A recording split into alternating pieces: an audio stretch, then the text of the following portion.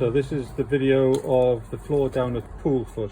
So we've just got this primed because we're going to fill this in prior to any resin going on. This floor isn't very level, isn't very strong, isn't very firm. Should be level. The shadow got going on the outside. That's the rest of the job. So someone's put a join in here as opposed to that door thresh. We then come in and we've got this room here where for some reason the screed's been missed, hasn't gone right up to where it should be. So we're going to have to fill and repair that. That should have been done prior to us coming in. Again, not a very tidy job into that corner. What you can see here is where we start to fill the cracks with a crack injection resin. So, I'm not too sure why that crack is there, but there was some talk of a scaffold tower going up here, which may have caused the crack. If that's so, then the floor's actually snapped, so it's moved, which isn't great. Into this room, again, screeding into the corners, screeding right up to the edges. It's not a very tidy job.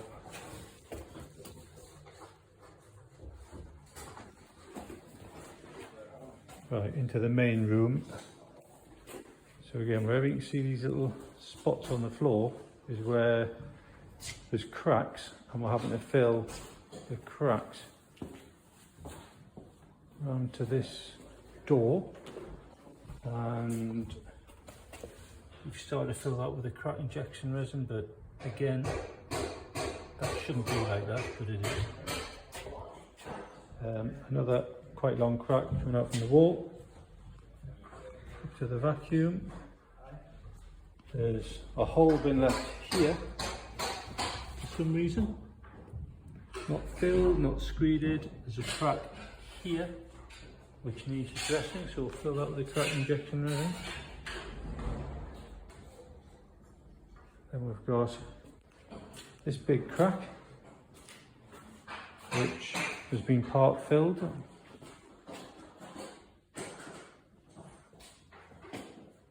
Another big crack here, here, here, here. I'm not too sure why that's cracked. This is the channel that wasn't screeded up to, and it's been subsequently filled. So that creates a bit of a weak point along that channel. We'll be putting mesh over the entire floor. This here, it's not even the same level.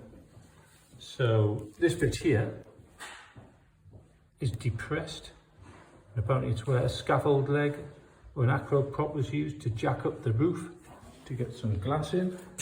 If you look at the columns, there's been no expansion foam by others put in when the screed's been put in, which is probably why these have all cracked.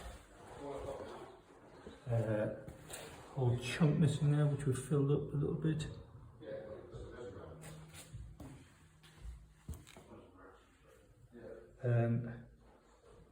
Another big crack here. There's a whole chunk been left out of that corner. That's a repair done by others. Again, this column has no expansion around it, which is again why it's probably cracked.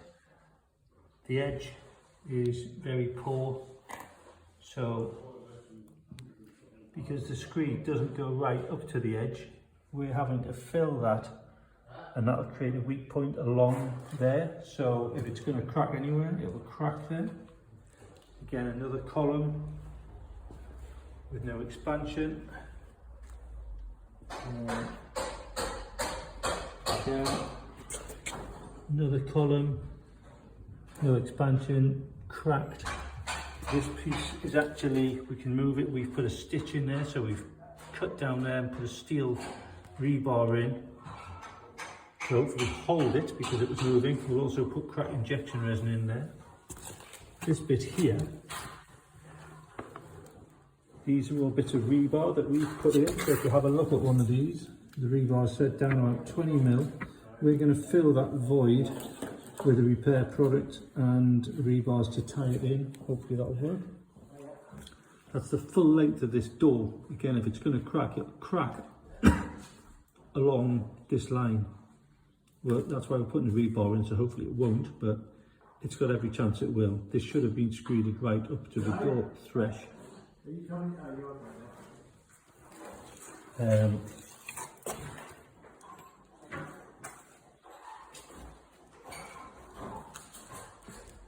And that is pretty much, that's pretty much it. So that's the left hand side where it's,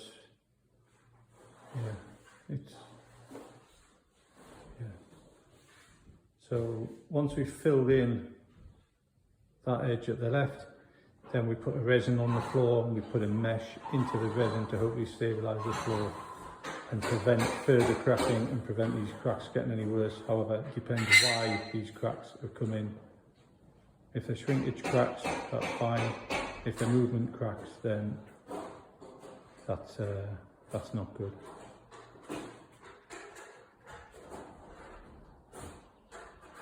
So hopefully that gives an outline of what's wrong with the floor at present.